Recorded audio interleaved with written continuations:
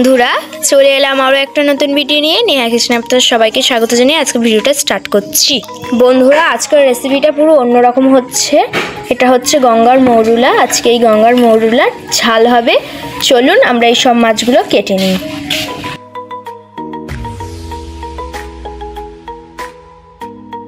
বন্ধুরা আমরা মৌরুলা মাছগুলোকে ধুয়ে নিচ্ছি। ধুয়ে নেওয়ার পর আসছি।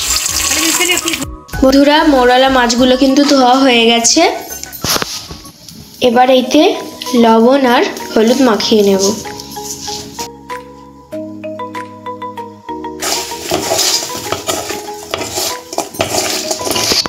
বন্ধুরা এবার মাছগুলোকে ভেজে নেব। সেজন্য কড়াইয়ের মধ্যে সরিষার তেল দিয়ে দিয়েছি, গরম করে নেব।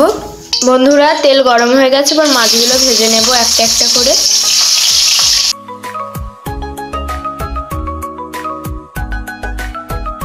এটা কিন্তু আমরা কড়কড়ে করে ভাজবো না, হালকা করে কিন্তু ভাজতে হবে যেহেতু রান্না হবে।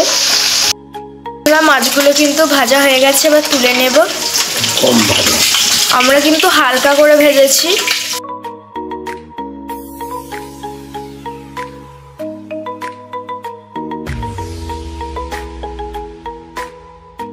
আগে থেকে কাঁচা লঙ্কা চেরা এবং পেঁয়াজ কুচিয়ে রাখা সেটা আমরা তেলের মধ্যে দিয়ে দিয়েছি। ভালো করে নেড়ে চেড়ে নেব।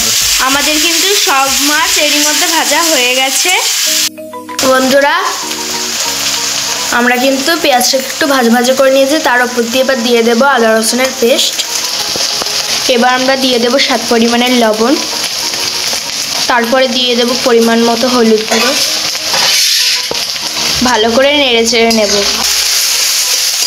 পুরা টমেটো দিয়ে দেব। বন্ধুরা আমরা পরিমাণ মতো জল দিয়ে দিচ্ছি। বন্ধুরা এবার মাছগুলো দিয়ে দেব। আগে থেকে ভেজে রাখা মাছগুলো দিয়ে দেব কড়ার মধ্যে। থেকে দিয়ে দেব ধনেপাতা কুচি। বন্ধুরা এবার দিয়ে দেব। 5 মিনিট অপেক্ষা করব।